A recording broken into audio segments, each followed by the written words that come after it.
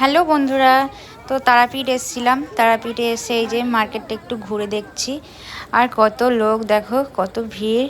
তারপরে বৃষ্টি হয়েছে, আমরা সবাই বেরিয়ে পড়েছি মার্কেট ঘুরতে।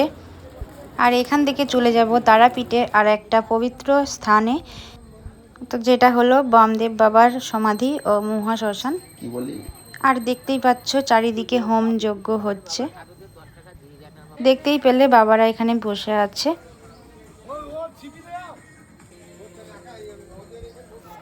আর এই যে পিছন দিকে দেখো বামদেব বাবার সমাধি। আর এই যে দেখো সামনে বাঘমামা বসে আছে, তো বাঘমামার সঙ্গে একটা ছবি তুললাম। এই যে বাঘমামা।